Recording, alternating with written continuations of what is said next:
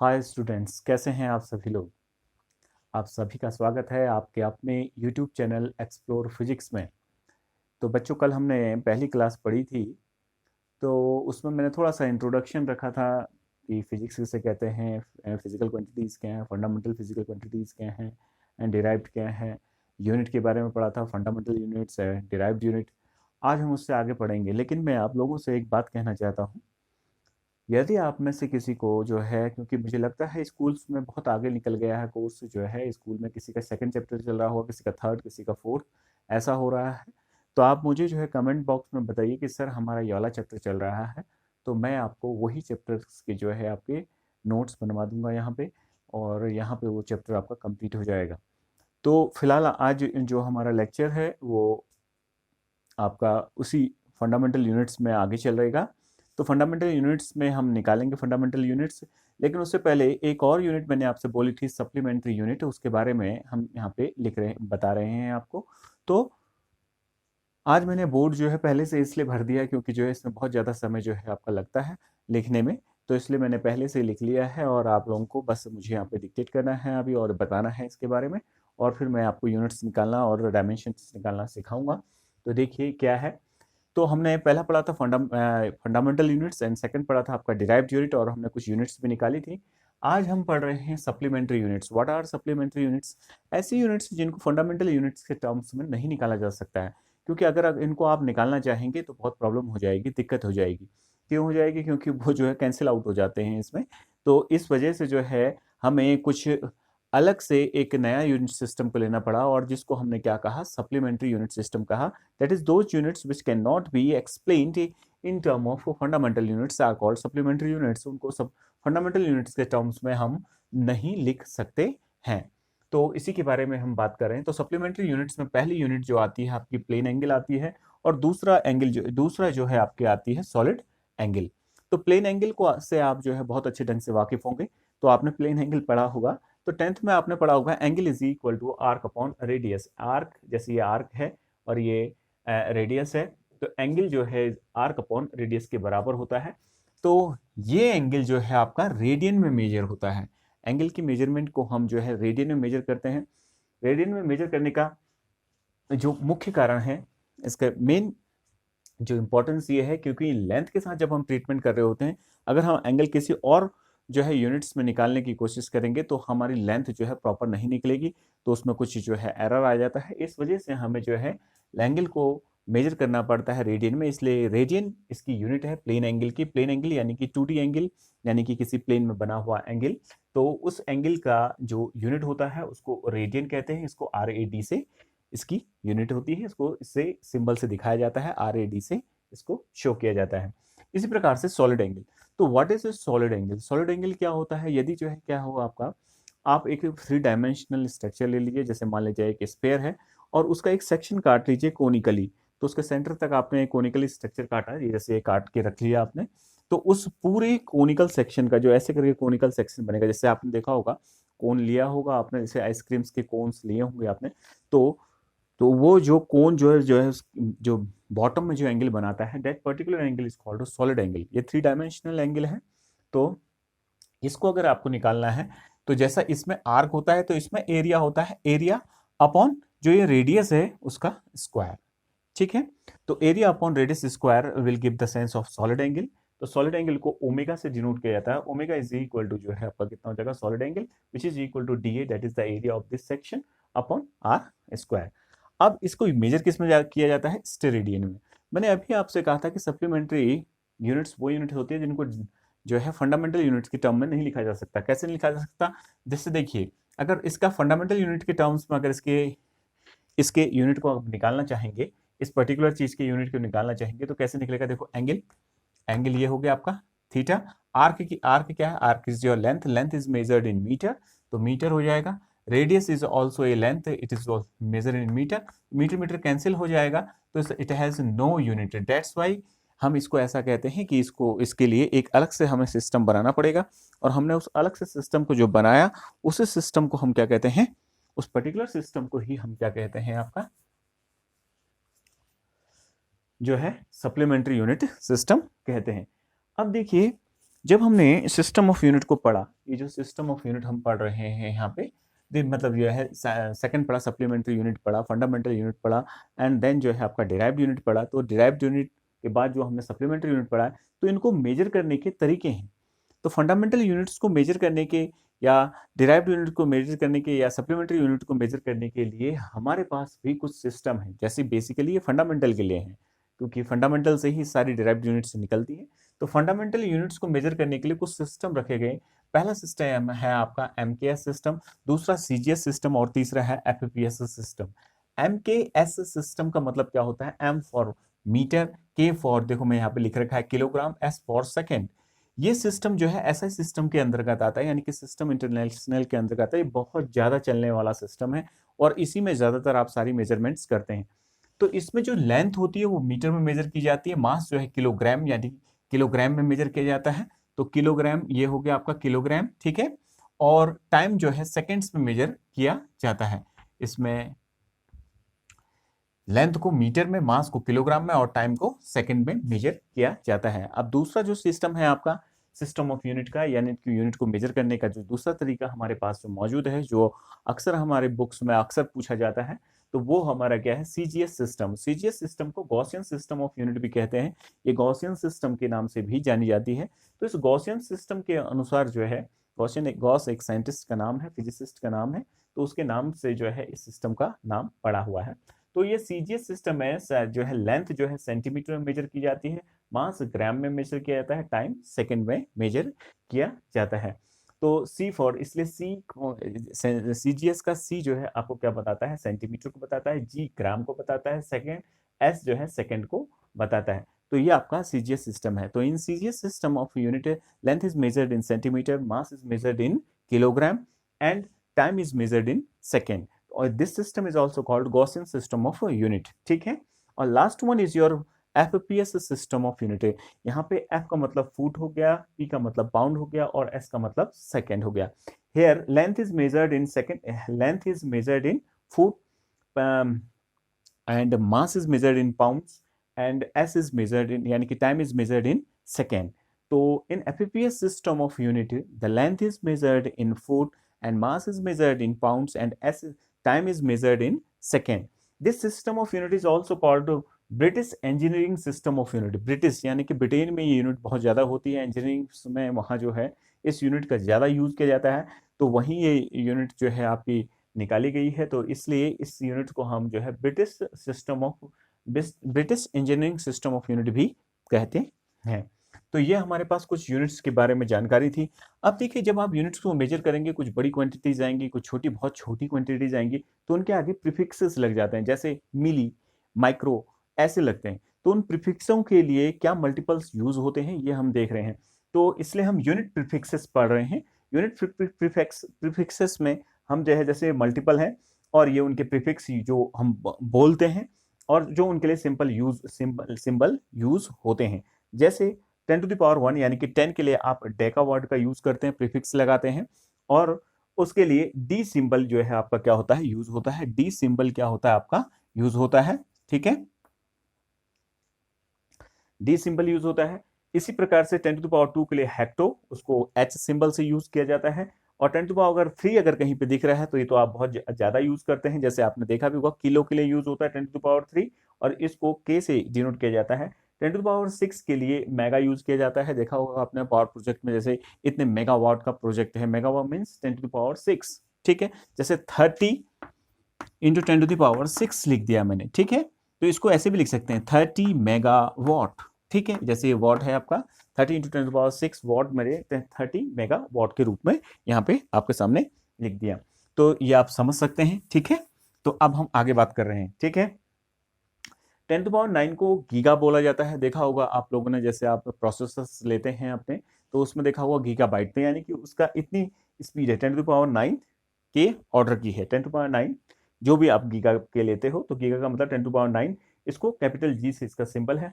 इसी बतन से टेरा, टेरा जो है आपका 1000 गीगा का 1 टेरा होता है। 1000 गीगा इज इक्वल टू 1 टेरा, यानी कि 10 टू पावर 12 को 1 टेरा बोला जाता है, और टेरा को टी से डिनोट किया जाता है।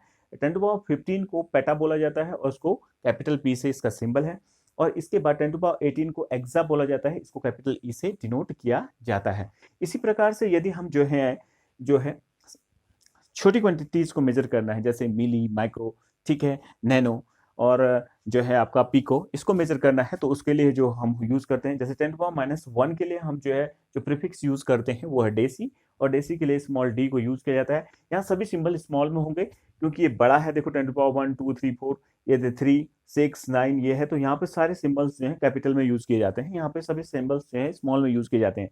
जैसे 10⁻2 के लिए सेंटी यूज किया जाता है, जिसको सी से सिंबल है इसका। 10⁻3 के लिए जो है आपका मिली यूज किया जाता है, ठीक है, एम यूज हो गया आपका। तो 10⁻6 के लिए माइक्रो यूज किया जाता है, माइक्रो का ये म्यूज के साइन से डिनोट किया जाता है। इसी प्रकार से 10⁻9 के लिए नैनो यूज किया जाता है, जिसके लिए स्मॉल सिंबल एन को यूज किया जाता है। 10⁻12 के लिए आपका पी को यूज किया जाता है, ये पी को लिखा है, इसको प्रीफिक्स पी को लगता है और इसका सिंबल जो है आपका पी होता है। एंड 10⁻15 के लिए आपका फेमटो यूज होता है और ये एफ हो गया, ठीक है। फेमटो 10⁻15 यानी कि ये न्यूक्लियस के ऑर्डर का है, यानी कि न्यूक्लियस का जो साइज है वो 10⁻15 के ऑर्डर होता है, जिसको 1 फर्मी के ऑर्डर का भी कहते हैं, ठीक है। इसके अगर आगे आपको देखना है तो 10⁻18 को जो है आपका, इसके लिए जो प्रीफिक्स यूज होता है वो आपका जो है एटो यूज होता है, एटो यूज होता है और इसके लिए सिंबल यूज होता है स्मॉल ए 10⁻18 के लिए। तो ये आपका जो है हो गया, ठीक है। तो इतनी बातें आपको थोड़ा बहुत याद रखनी है, जिससे आपको बहुत हेल्प मिलेगी। अब हम जो है अपना नया टॉपिक पढ़ते हैं, जिस टॉपिक का नाम है, इसको एक बार आप सभी लोग जो है देख लीजिए, प्रॉपरली जो है इसको नोट कर लीजिए, ठीक है। आराम से वीडियो को पॉज कीजिए और फिर आप देख लीजिए। तो अब मैं इसको मिटा रहा हूं, देखिए। तो ये था सिस्टम ऑफ यूनिट। अब हम पढ़ रहे हैं डायमेंशनल एनालिसिस। तो डायमेंशनल एनालिसिस किसे कहते हैं, इसके बारे में अब हम जानकारी ले रहे हैं बच्चों। तो डायमेंशनल एनालिसिस क्या है, इस चीज को अब हम थोड़ा बहुत समझते हैं, ठीक है।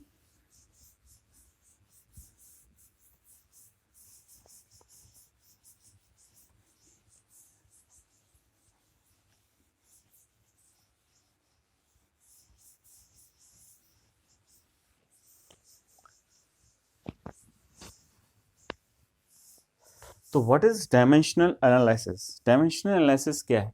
देखा होगा आपने जो है, किसी भी चीज को आप जब मेजर करते हैं, किसी फिजिकल क्वांटिटी को जब आप मेजर कर रहे होते हैं, तो उस वक्त जब उसको मेजर करने के लिए जो इस यूनिट सिस्टम का यूज करते हैं, जैसे लेंथ ही को अगर आप देख लें, तो लेंथ को जब मेजर करते हैं तो length is measured in millimetre, centimetre, ठीक है, मीटर, किलोमीटर, ठीक है। इस ढंग के जो है सिंबल्स का यूज करते हैं। अब इतने सारे सिंबल्स होते हैं तो दिक्कत हो जाती है, परेशानी हो जाती है समझने के लिए, ठीक है।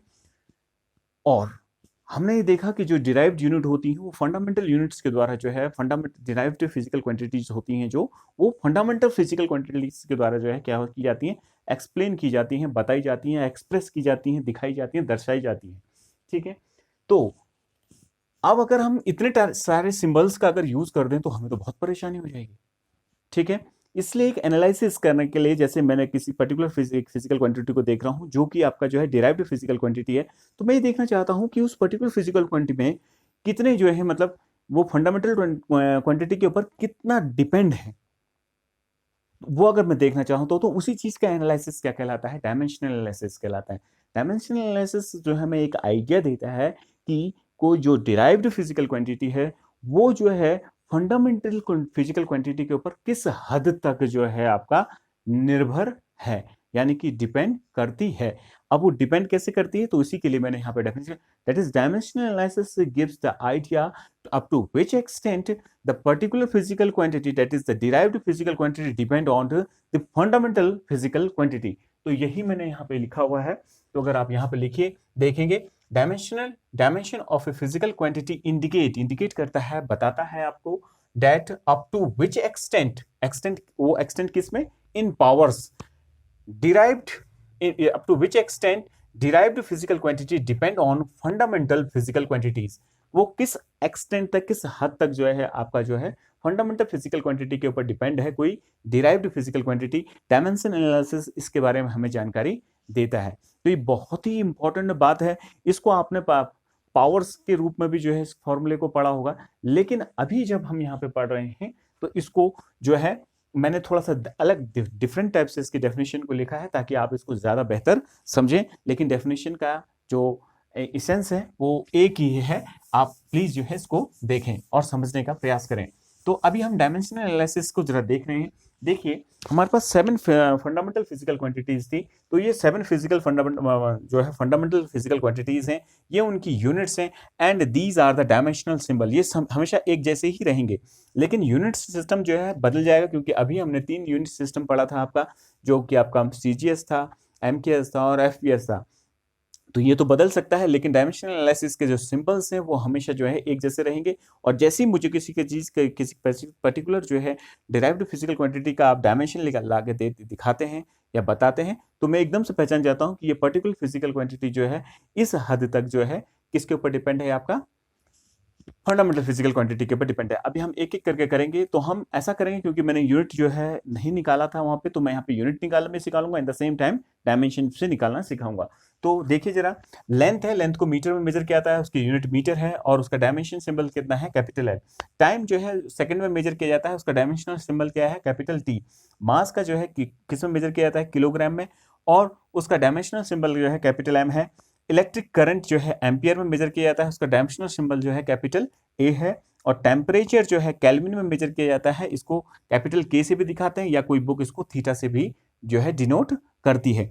ठीक है, इन द सेम मैनर यहां से देखते हैं। ठीक है, इन द सेम मैनर यदि हम देखें, अमाउंट ऑफ सब्सटेंस, इसको मोल्स में मेजर किया जाता है, इस और इसका डायमेंशनल सिंबल जो है आपका क्या है, मोल है। और ल्यूमिनस इंटेंसिटी कैंडेला में मेजर की जाती है, इसको CD, या समटाइम्स जो है डायमेंशनल एक्सप्रेशन इसका सिंबल जो है C है, या CD भी कोई बुक यूज करती है, तो मैंने C ही लिखा है, तो आप इसमें घबराए ना। ठीक है, अब एक बात मेरी ध्यान से सुनना, बेसिकली ये 3 क्वांटिटीज ही मेन आती हैं हर किसी डिराइव्ड फिजिकल क्वांटिटीज में।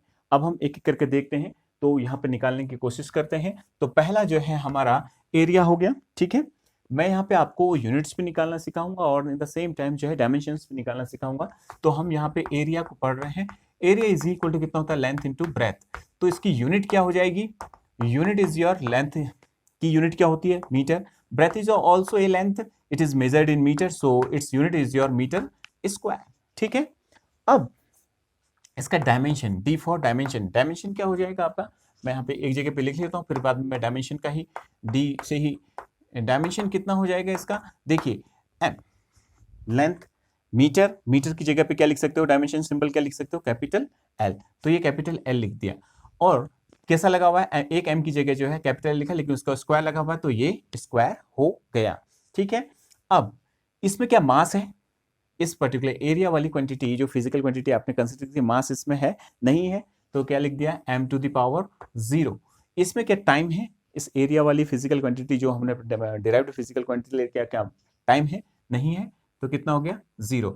और इसको जो है इस स्क्वायर ब्रैकेट के अंदर रखा जाता है, ये इसका रिप्रेजेंटेशन है।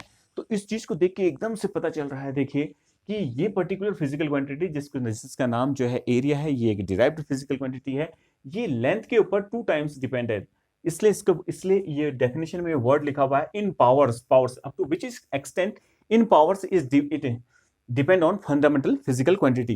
देखो ये पावर्स, और जबकि मास के ऊपर ये 0 टाइम्स डिपेंड है, और टाइम के ऊपर जो है आपका 0 टाइम्स, मतलब 0 टाइम्स डिपेंड है। ये बात समझ में आ रही है सबको, यानी कि उसकी यानी कि मास के ऊपर डिपेंड नहीं है और टाइम के ऊपर डिपेंड नहीं है। टाइम्स ना कह के मतलब जो है आपका 0 टाइम्स जो है 0 डिपेंड है, यानी कि टाइम के ऊपर डिपेंड नहीं है। इसी ढंग से अगर हम वॉल्यूम का निकालना चाहें, तो वॉल्यूम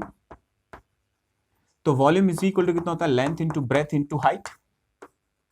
तो इसकी यूनिट U फॉर यूनिट, मैंने ये U फॉर यूनिट के लिए सिंबल यूज कर रहा हूं। Length is measured in meter, breath is measured in meter, and height is also a length और it is also measured in metre. So the unit of this is your कितना हो जाएगा, metre cube. ठीक है, और dimension क्या हो जाएगा इसका, देखो D, डायमेंशन कितना हो जाएगा, in place of metre you can put metre cube.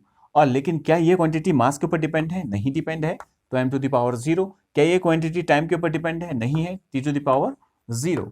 तो देखो एकदम से देख के ही पता चल रहा है कि ये जो वॉल्यूम नाम की जो फिजिकल क्वांटिटी है, डिराइव्ड फिजिकल क्वांटिटी है, ये मास के ऊपर भी निर्भर नहीं करती, ना टाइम के ऊपर निर्भर करती है, बस ये एक लेंथ के ऊपर निर्भर करती है, और लेंथ में भी 3 बार निर्भर करती है, इसलिए T⁻3। तो अब आप बोल रहे होंगे यार सर ये तो हम जो है इससे भी कर सकते थे, यानी कि कहने का मतलब इन सिंबल से भी तो इस चीज को दिखा सकते हैं, मीटर से हम पता चलता है, लेकिन ऐसा है ना बेटा, क्योंकि जो लेंथ है वो अलग अलग ढंग से मेजर की जाती है। अब देखो कोई सेंटीमीटर को जो है से यूज करेगा, कोई मिलीमीटर यूज करेगा, कोई फुट यूज कर लेगा, कोई किलोमीटर यूज कर लेगा। तो जब ये तो चलो हमारे यहाँ जो सिस्टम चल रहा है हम लोग इस बात को जानते हैं, लेकिन जो लोग एक पर्टिकुलर सिस्टम पे काम कर रहे हैं उनके लिए तो बड़ी दिक्कत हो जाएगी, ये सेंटीमीटर सीएम है क्या, ये एम है क्या, ये के एम है क्या, यानी किलोमीटर है क्या। तो इसलिए एक पर्टिकुलर सिंबल हमने उसके लिए लग दिया कैपिटल एल, ताकि कोई कंफ्यूजन ना रहे कि ये लेंथ के ऊपर इस हिसाब से डिपेंड है, यानी कि इस फंडामेंटल फिजिकल क्वांटिटी के ऊपर ये 3 बार निर्भर है, करती है, डिपेंड करती है। समझ रहे होगी मेरी बात। तीसरा क्या है आपका वॉल्यूम। आप लिखो डेंसिटी। इसके लिए कुछ नहीं है बेटा, बस फॉर्मूले याद होने चाहिए, और फॉर्मूले आपको धीरे धीरे याद होंगे, बहुत सारे फॉर्मूलेज होते हैं। डेंसिटी इज इक्वल टू क्या होता है, मास अपॉन वॉल्यूम। तो मास अपॉन वॉल्यूम को यदि लिखेंगे तो उसकी यूनिट कितनी हो जाएगी, देखिए unit mass is measured in KG, and volume का अभी आपने निकाला वो कितना निकला था, मीटर क्यूब, यानी कि मीटर क्यूब। तो इसका इस पर्टिकुलर क्वांटिटी का डायमेंशन कितना हो जाएगा, d इज इक्वल टू कितना हो जाएगा, केजी, यानी कि केजी को किस सिंबल से दिखाया जाता है डायमेंशन में, देखो मास केजी को किससे दिखाया जाता है, m से, कैपिटल M से दिखाया जाता है। तो in place of this we can put capital M, in place of KG you can put dimensional symbol capital M। और इस m की जगह क्या लिखा जा सकता है, l स्क्वायर लिखा जा सकता है, ठीक है। लेकिन ये l स्क्वायर जब जो है न्यूमरेटर में आएगा तो कितना हो जाएगा, l⁻⁻²। क्या ये टाइम के ऊपर निर्भर है, नहीं है, तो ये हो गया। तो ये पूरा सिंबल के अंदर हमने लिख लिया। In the same manner fourth quantity आपकी क्या हो गई, देखो जरा फोर्थ क्वांटिटी देख लेते हैं अब आपका। अब हम जो है वेलोसिटी निकाल लेते हैं। वेलोसिटी इज इक्वल टू क्या हो गया आपका, displacement upon time. Displacement upon time, तो यूनिट क्या हो जाएगा, displacement is the shortest distance between 2 point, ठीक है, that is initial and final point. Again it is your distance, and distance is your fundamental quantity, its unit is your metre. ये हो गया आपका, यूनिट कितनी हो जाएगी, यू फॉर यूनिट बेटा, ठीक है, मीटर। और time is measured in second, so इसकी यूनिट क्या हो जाएगी, मीटर पर सेकेंड। तो डायमेंशन इसका क्या होगा, डी इज इक्वल टू कितना होगा बेटा, डायमेंशन इसका क्या होगा, देखो एम, ये क्या मास, ये देखो ये m को किससे डिनोट करते हैं डायमेंशन में, यानी कि मीटर को किससे डिनोट करते हैं, कैपिटल L से। तो ये कैपिटल L लिख दिए यहाँ पे, ठीक है। और टाइम को किससे डिनोट करते हैं, S से। सेकंड को किससे डिनोट करते हैं, कैपिटल T से। तो ये कैपिटल T हो गया, ठीक है। और इसमें क्या मास है, नहीं है, तो मास कितना हो जाएगा इसका, 0। यानी कि वेलोसिटी एक ऐसी फिजिकल क्वांटिटी है जो मास के ऊपर निर्भर नहीं करती, लेकिन लेंथ के ऊपर 1 बार और टाइम के ऊपर 1 बार निर्भर करती है, और वो भी -1 बार। कितने बार, -1 बार, ठीक है, क्योंकि ये सेकंड जब ऊपर आएगा तो T-1 हो जाएगा, ठीक है। इस प्रकार से फिफ्थ फिजिकल क्वांटिटी क्या है, अब हम देख रहे हैं फिफ्थ फिजिकल क्वांटिटी को। फिफ्थ फिजिकल क्वांटिटी आपकी क्या हो जाएगी बेटा, ठीक है। तो उसका हम लिख लेते हैं यहाँ पे एक्सेलरेशन। तो एक्सेलरेशन इज इक्वल टू कितना होता है बेटा, velocity, V for velocity upon time. तो यूनिट क्या हो जाएगी, वेलोसिटी की यूनिट अभी आपने निकाली थी मीटर पर सेकेंड, यानी कि मीटर पर सेकेंड। एक टाइम और है देखो यहाँ पे, तो ये हो जाएगा, तो यानी कितना हो जाएगा, मीटर पर सेकेंड स्क्वायर। इसका डायमेंशन क्या होगा, डायमेंशन कितना हो जाएगा, देखो m, यानी कि मीटर। मीटर को इसमें डायमेंशन सिंबल क्या है मीटर का, कैपिटल L, तो कैपिटल L, ठीक है। सेकेंड का डायमेंशन सिंबल कितना है, कैपिटल T, तो ये कैपिटल T आ गया। लेकिन ये ऊपर आएगा तो -2, यानी कि न्यूमरेटर में आएगा, तो ठीक है, डिनोमिनेटर में है वो तो, लेकिन ये मास के ऊपर कितने टाइम्स 0 मतलब 0। तो ये हो गया आपका dimension of acceleration which is your m0 L T-2। आप इतना भी लिख सकते हैं, लेकिन अगर फुल फ्लैश लिखना पड़ता है तो ऐसे लिखना पड़ता है बेटा, LT-2 भी कह सकते हैं इसके डायमेंशन को, LT-2 ऐसे पढ़ते हैं, L टू द पावर नहीं पढ़ते हैं इसमें, LT-2। तो ये इसका डायमेंशन हो गया। अब इसके बाद हम पढ़ रहे हैं, यहां देखिए, इसके बाद हम पढ़ रहे हैं आपका sixth, momentum. Momentum is equal to कितना होता है, मास इंटू वेलोसिटी, तो वेलोसिटी, मास का यूनिट क्या होता है आपका केजी, और वेलोसिटी की यूनिट क्या होती है मीटर पर सेकेंड। अभी हमने निकाला था, ये तो यूनिट हो गई। तो डायमेंशन, डी फॉर डायमेंशन, तो केजी, केजी का डायमेंशन सिंबल क्या है, capital M, capital M, M यानी कि मीटर यानी कि लेंथ का डायमेंशन सिर्फ कैपिटल एल है, ठीक है। टाइम का अपॉन टाइम यानी कि सेकंड का जो है कितना है आपका कैपिटल टी, तो हमने क्या लिख लिया, नीचे कैपिटल टी लिखेंगे तो न्यूमरेटर में है, डिनोमिनेटर में है, न्यूमरेटर में आएगा तो -1।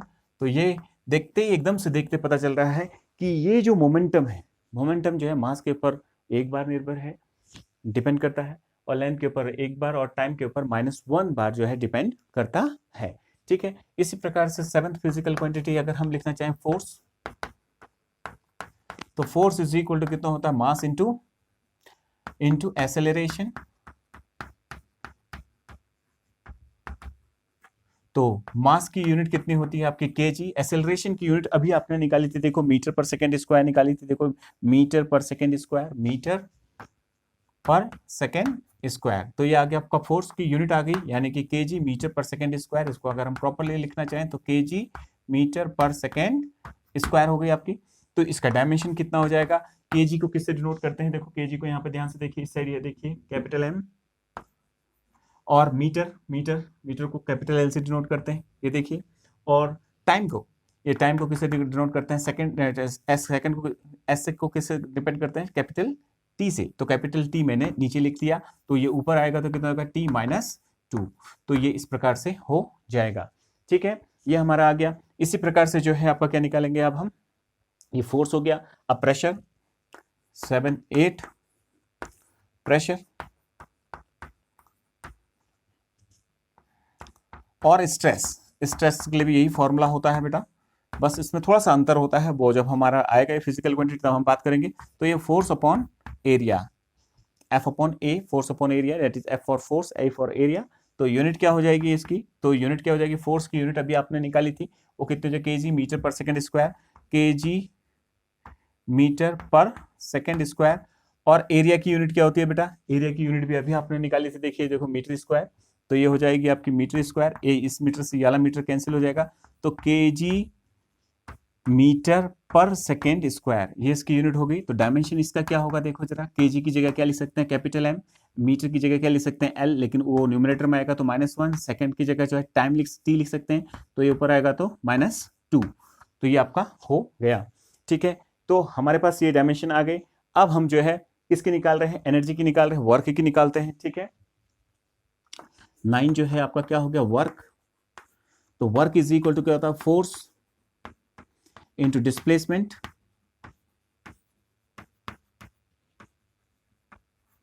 तो डिस्प्लेसमेंट फोर्स की यूनिट कितनी है आपकी, केजी मीटर पर सेकेंड स्क्वायर इनटू मीटर। तो ये यूनिट आ जाएगी, देखो आपकी फोर्स की यूनिट निकाल सकते केजी मीटर पर सेकेंड स्क्वायर और इनटू मीटर कर दिया, तो इसकी यूनिट क्या हो जाएगी आपकी, केजी मीटर स्क्वायर पर second square. So you is sorry dimension is equal to कितना हो जाएगा, केजी की जगह एम लिख सकते हैं, मीटर की जगह एल लिख सकते हैं, उसका स्क्वायर है तो स्क्वायर कर दिया। ये सेकंड है, सेकंड की जगह क्या लिख सकते हैं, टी लिख सकते हैं, टी ऊपर आएगा तो न्यूमरेटर में तो -2, क्योंकि उसमें -2 लगा हुआ है, तो ये 2 ऊपर जाएगा तो -2 हो जाएगा। तो ये हमारे पास जो है कुछ जानकारी प्राप्त हुई हमें।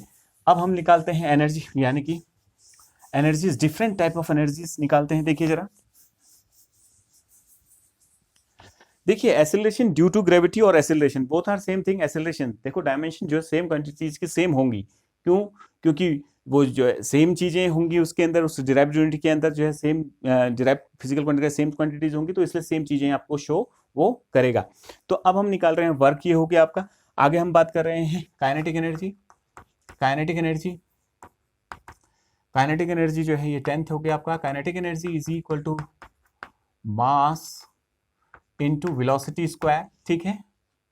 तो यूनिट क्या हो जाएगी, 1/2 इज योर कांस्टेंट, इसकी तो कोई यूनिट होगी नहीं, वही इट इज योर न्यूमेरिक, ये सिर्फ नंबर है, तो इसको हम यूनिट्स में यूज नहीं करते हैं। तो केजी हो गया, मास को केजी में मेजर किया जाता है, इसको कितना हो जाएगा, मीटर पर सेकेंड का whole square, this can be written as KG metre square पर सेकेंड स्क्वायर। देखिए वर्क की और काइनेटिक एनर्जी की सेम है, बिकॉज हमने पढ़ा था the ability to do work is called energy, यानी कि वर्क ही एनर्जी है, जो काम करने की क्षमता होती है उसी को एनर्जी कहते हैं। इसलिए दोनों की देखो डायमेंशंस क्या आ गए, सेम आ गए, ठीक है। तो इन द सेम मैनर देखो 11th, देखो सभी एनर्जीज की डायमेंशंस जो है सेम आएंगे। जैसे पोटेंशियल एनर्जी की इज इक्वल टू कितना होता है, mass into acceleration due to gravity into height हो गया आपका। तो यूनिट क्या हो जाएगी, mass is measured in KG, ये जी है, जी यानी कि एक्सेलरेशन ड्यू टू ग्रेविटी, यानी कि एक्सेलरेशन जो कि ग्रेविटी ने प्रोवाइड कर रखा है, तो एक्सेलरेशन ही जो हमने पीछे देखा था, अभी हमने निकाला था एक्सेलरेशन का, तो मीटर पर सेकंड स्क्वायर था, into height is your length is measured in metre, तो ये मीटर हो जाएगा, तो कितना हो जाएगा, केजी मीटर स्क्वायर पर second square. So the unit of potential energy is your KG metre square पर सेकेंड स्क्वायर। तो देखो आप सबकी यूनिट एक जैसी आ रही है कि नहीं आ रही है।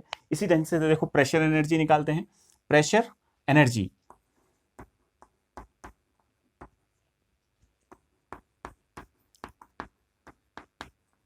एनर्जी इसका मतलब होता है प्रेशर इंटू वॉल्यूम।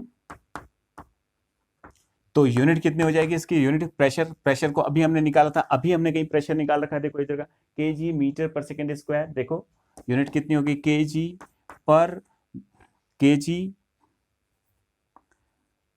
मीटर पर सेकेंड स्क्वायर, ये आ गया इसका प्रेशर का। और वॉल्यूम का अभी हमने निकाला था, मीटर क्यूब आया था, पीछे देखना, अभी आप वीडियो को पीछे थोड़ा सा बैक करके देख लीजिए।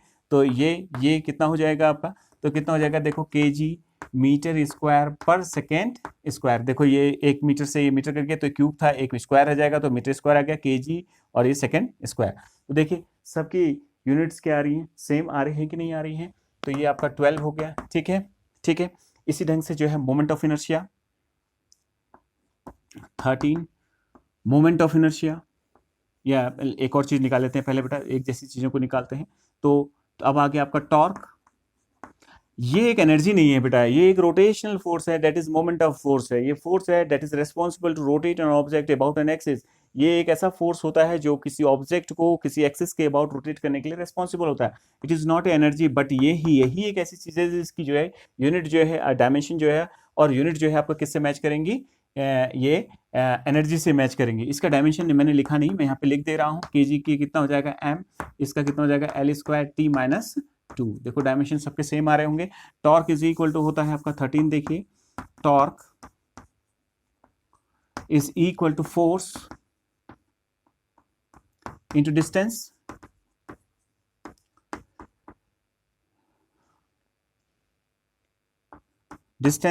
तो फोर्स की यूनिट क्या होती है, केजी मीटर पर second square into distance is your metre, तो कितना हो जाएगा केजी मीटर स्क्वायर पर सेकेंड स्क्वायर। डायमेंशन देखिए, ये तो यूनिट थी, डायमेंशन देखिए इसका, केजी की जगह क्या लिख सकते हैं, मीटर की जगह क्या लिख सकते हैं, एल इसका स्क्वायर है लेकिन टी माइनस 2। तो ये इसके क्या हो गए, डायमेंशन हो गए, ठीक है। ये चीजें हमारे पास आ गई। अब हम कुछ और क्वांटिटीज के निकालते हैं, यहाँ पे ध्यान से देखिए जरा, ध्यान से।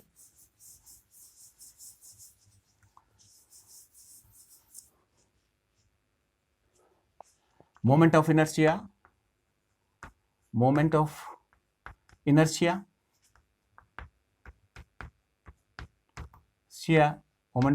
इज इक्वल टू होता है आपका मास इंटू डिस्टेंस स्क्वायर।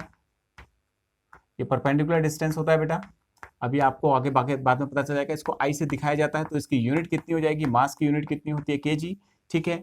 और डिस्टेंस की यूनिट क्या हो जाएगी आपकी, डिस्टेंस की यूनिट क्या हो जाएगी आपकी, मीटर, और मीटर का भी स्क्वायर है क्योंकि डिस्टेंस का स्क्वायर, तो मीटर स्क्वायर। तो डायमेंशन कितना हो जाएगा, केजी का जो है m हो जाएगा, और m की जगह क्या लिख सकते हैं, मीटर का जो है आपका स्क्वायर हो जाएगा, लेकिन ये टी के ऊपर निर्भर नहीं है, तो ये आपका आ जाएगा, ठीक है। अब हम पढ़ रहे हैं कुछ और चीजें, ठीक है, देखिए जरा, स्ट्रेस स्ट्रेन। अब हम पढ़ रहे हैं strain is equal to change in dimension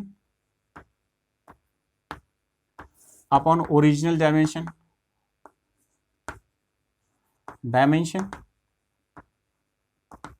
change in dimension यानी कि जो है किसी भी चीज का डायमेंशन, जैसे length, change in length upon original length, तो यूनिट क्या हो जाएगी इसकी, यूनिट, नो यूनिट, बिकॉज अगर चेंज इन लेंथ, डायमेंशन का मतलब कोई भी चीज ले लो आप, कोई भी चेंज ले लो, किसी भी चीज का चेंज, तो चेंज इन डायमेंशन यानी कि change in length upon original length. Change in length यानी कि लेंथ ऊपर भी लिखोगे, अगर नीचे भी लिखोगे तो कोई यूनिट, इसलिए इसकी कोई यूनिट नहीं होती है, नो यूनिट।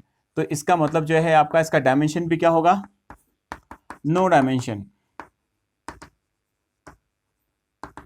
ऐसी ट्रिग्नोमेट्रिक क्वांटिटी जो है आपका, पहले एक और लिख लेते हैं, theta is equal to, angle is equal to कितना होता है थीटा, यहाँ पे लिख लेते हैं। अभी ये एक और दूसरी क्वांटिटी लिख ली, ये आपका जो है आपका 14, 15,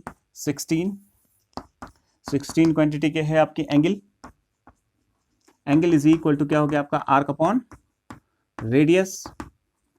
तो इसका भी यूनिट क्या होगा, देखो यूनिट अभी मैंने बताया था, एंगल की यूनिट कितनी होती है, ये आर्क की यूनिट कितनी होगी, आर्क इज योर लेंथ, और रेडियस भी एक लेंथ है, तो नो यूनिट, नो यूनिट। तो डायमेंशन भी क्या हो जाएगा, नो डायमेंशन। ठीक है, इसका कोई डायमेंशन नहीं होगा। तो ये हमारे पास कुछ जानकारी हो गई। ठीक है, अभी हम और भी चीज़ें देख रहे हैं।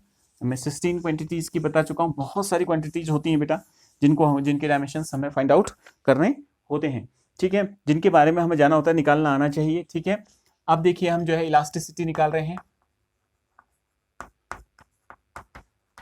इलास्टिसिटी इज इक्वल टू क्या होता है, स्ट्रेस अपॉन स्ट्रेन। तो यूनिट क्या होगी, स्ट्रेस की यूनिट अभी आपने निकाली थी, कोई स्ट्रेस, प्रेशर को ही स्ट्रेस कहते हैं, केजी पर मीटर। तो कितना हो जाएगा, केजी पर मीटर पर सेकंड स्क्वायर। और स्ट्रेन की कोई यूनिट नहीं होती है, तो इसके लिए जो यूनिट इसकी है, स्ट्रेन की कोई यूनिट नहीं होती, अभी हमने निकाली थी। तो ये हो गया आपका। तो डायमेंशन कितना हो जाएगा, केजी का यानी कि एम, और मीटर का कितना हो जाएगा एल, लेकिन ऊपर आएगा तो -1। ठीक है, और ये क्या हो जाएगा, सेकंड का क्या हो जाएगा, -2। तो इसका डायमेंशन क्या हो गया, ये आपके सामने आ गया। ठीक है, ये इसका डायमेंशन हो गया इलास्टिसिटी का। ठीक है, तो इतनी क्वांटिटीज का हमने निकाल लिया। अब हम आगे कुछ पढ़ रहे हैं, आगे देख रहे हैं। ठीक है, ध्यान से देखिए, मैं थोड़ा सा फास्ट करा रहा हूँ बेटा, क्योंकि इतनी क्वांटिटीज हैं कि आप क्या बोलें, क्योंकि मैं सोच रहा हूँ कि लगभग जो है आपको बता दिया जाए। तो अब हम जो है इसमें आगे के क्वांटिटीज को पढ़ रहे हैं। Coefficient of thermal conductivity,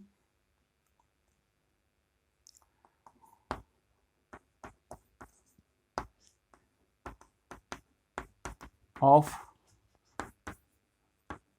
thermal conductivity,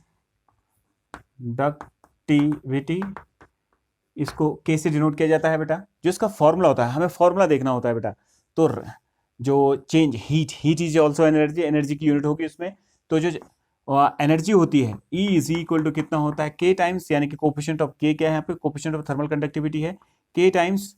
ठीक है, यहाँ पे मैं इसको के से दिखा दे रहा हूँ, तो कोफिशिएंट ऑफ थर्मल कंडक्टिविटी यानी कि कोफिशिएंट ऑफ थर्मल कंडक्टिविटी, और इनटू एरिया, इनटू कितना होता है डेल्टा टी यानी कि टेम्परेचर, अपॉन कितना हो गया आपका लेंथ यानी कि डिस्टेंस dx। ठीक है, तो अगर मुझे ये चाहिए तो हम जो इसका फॉर्मूला बनेगा, देखो coefficient of thermal conductivity, coefficient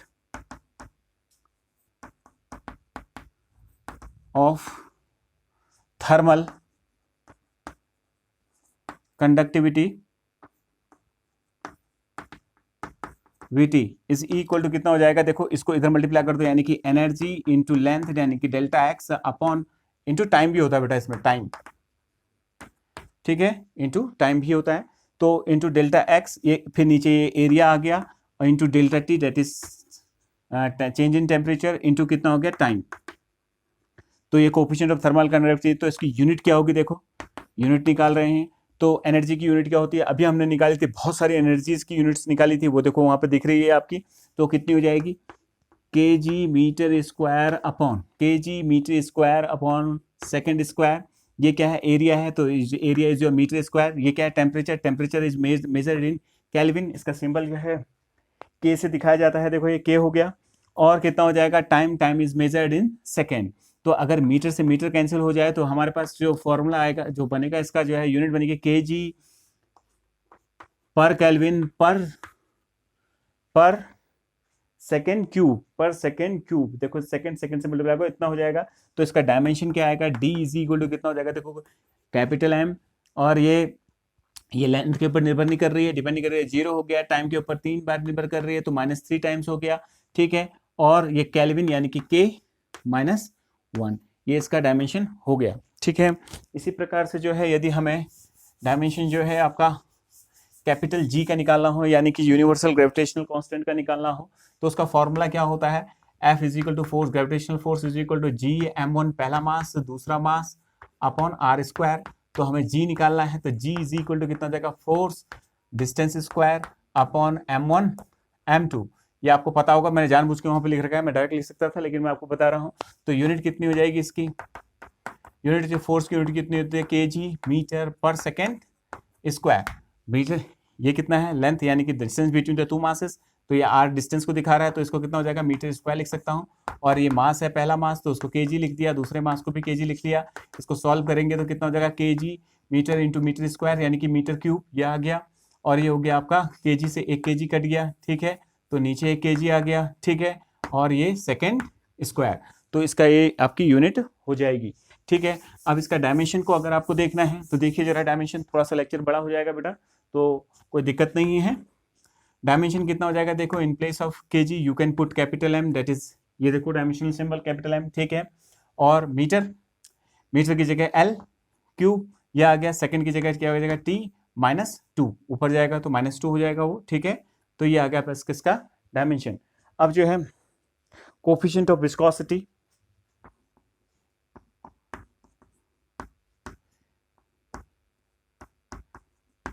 coefficient of viscosity, viscosity का मतलब गाढ़ापन बेटा किसी लिक्विड में, ठीक है, जो गाढ़ापन होता है उसको कोफिशिएंट ऑफ विस्कोसिटी बोलते हैं। इसको ईटा से दिखाया जाता है, इसको ईटा से डिनोट किया जाता है, ठीक है। तो हमारे पास एक फॉर्मूला होता है, जो ड्रैग फोर्स लगता है रेन ड्रॉप को, जब रेन ड्रॉप ऊपर से गिरती है तो उसको हवा से एक ड्रैग फोर्स लगता है, तो वो drag force F is equal to कितना होता है, 6 pi eta R V, 6 pi eta R V होता है। तो मुझे ईटा चाहिए, तो ईटा इज इक्वल टू कितना हो जाएगा, देखो force upon 6 pi R V, R is your radius of the drop और V is the velocity of the drop, जो एयर ड्रॉप सॉरी वाइल क्या कहते हैं वो रेन ड्रॉप जो है, जो गिर रही है उसका रेडियस और उसकी जो वेलोसिटी है। तो इसकी यूनिट क्या हो जाएगी, देखो यूनिट फोर्स की यूनिट क्या थी, kg मीटर पर सेकेंड स्क्वायर। ये 6 pi is your constant, constant की नंबरों की कोई यूनिट नहीं होती, तो इसलिए उसकी कोई यूनिट नहीं है। ये क्या है, रेडियस है, radius is your length, length is measured in metre, और वेलोसिटी की यूनिट तो आप जानते हैं कि मीटर पर सेकेंड हो जाएगा। मीटर से मीटर कैंसिल, तो इसको अगर ध्यान से सेकंड से 1 सेकंड कैंसिल हो जाएगा, तो कितना हो जाएगा, kg, ये ऊपर हो गया और नीचे 1 सेकंड बचा हुआ और मीटर बचा है, मीटर और सेकंड। तो इसका डायमेंशन क्या हो जाएगा, ध्यान से देखिए। इसका डायमेंशन अक्सर जो है टीचर्स आपसे पूछते हैं, ठीक है, अक्सर टीचर्स आपसे कोफिशिएंट ऑफ विस्कोसिटी का डायमेंशन पूछते हैं, तो इसको याद रखें। तो dimension D is equal to कितना हो जाएगा, तो in place of kg you can put capital M, in place of M you can put L, लेकिन ये डिनोमिनेटर में ऊपर आएगा, न्यूमिनेटर में -1 हो जाएगा, s सेकंड यानी कि टाइम, तो ऊपर आएगा तो न्यूमिनेटर में ये आपका हो जाएगा। अब हम निकाल रहे हैं चार्ज की, तो चार्ज का कितना डायमेंशन होता है, देखिए चार्ज के डायमेंशन क्या होंगे, ठीक है। तो charge is equal to current I into time, because current is equal to charge upon time होता है। लास्ट ईयर आपने पढ़ा होगा, फर्स्ट ईयर क्लास में पढ़ा होगा। तो यूनिट कितने हो जाएगा आपका, unit current is measured in ampere, देखो यहाँ पे लिखा हुआ, देखो ध्यान से, एम्पियर, और time is measured in second, तो ये तो यूनिट हो गया। डायमेंशन, डायमेंशन कितना हो जाएगा, ये तो सेकंड है, सेकंड को किससे दिखाते हैं, कैपिटल T से दिखाते हैं, एम्पियर को कैपिटल A से ही दिखाते हैं, लेकिन ये मास के ऊपर निर्भर नहीं कर रहा है, डिपेंड नहीं कर रहा है, तो कितना हो जाएगा, लेंथ के ऊपर डिपेंड नहीं कर रहा है। तो डायमेंशन ऑफ जो है आपका चार्ज इज योर दिस, ठीक है। इसी प्रकार से डायमेंशन ऑफ जो है आपका गैस कांस्टेंट, मैं लगभग सारी क्वांटिटीज को लाने की कोशिश कर रहा हूं। Dimension of gas constant, gas constant जो है कैपिटल R से दिखाया जाता है, जिसको आपने पढ़ा होगा, PV is equal to N RT, N is your number of mole, N का मतलब होता है नंबर ऑफ मोल, R का मतलब होता है गैस कांस्टेंट, T का मतलब टेम्परेचर हो गया, V का मतलब वॉल्यूम हो गया, और P का मतलब प्रेशर है। यहाँ पे समझ में आ रही बात है। तो मुझे N चाहिए, ये सॉरी R चाहिए, R का निकालना है मुझे डायमेंशन, गैस कांस्टेंट R का निकालना है, तो इस फॉर्मूले को R के लिए सॉल्व कीजिए। तो P for pressure, V for volume, upon क्या हो गया आपका N मोल्स, और ये कितना हो जाएगा T, ठीक है। तो इसका यूनिट कितना हो जाएगा, देखो यूनिट प्रेशर की यूनिट अभी आपने निकाली थी, देखो कितना, केजी मीटर पर सेकेंड स्क्वायर, केजी पर मीटर पर second square, that is KG पर मीटर पर सेकेंड स्क्वायर। प्रेशर की यूनिट लिखी थी। वॉल्यूम की यूनिट क्या होती है, मीटर क्यूब होती है, हमने पहले निकाली थी। और नीचे देखो ये एन क्या है, number of moles. Moles is measured in MOL. किस में मेजर किया जाता है, एमओएल में मेजर किया जाता है। तो इसको क्या कितना लिख दिया, एमओएल, ठीक है।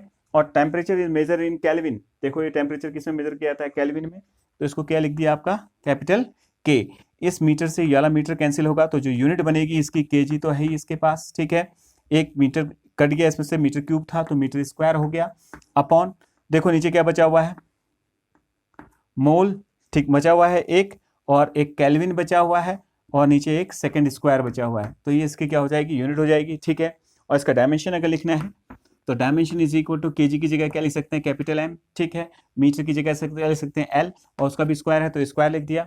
और क्या है, सेकंड की जगह क्या लिख सकते हैं, कैपिटल टी, लेकिन वो डिनोमिनेटर में है, न्यूमिनेटर में लाओगे तो -2, यानी कि उसकी पावर 2 है तो -2 हो जाएगी ऊपर आके। तो मोल ये हो गया, क्योंकि मोल को MOL से दिखाते हैं डायमेंशन सिंबल्स, तो देखिए यहाँ पे, ठीक है, ये आ गया।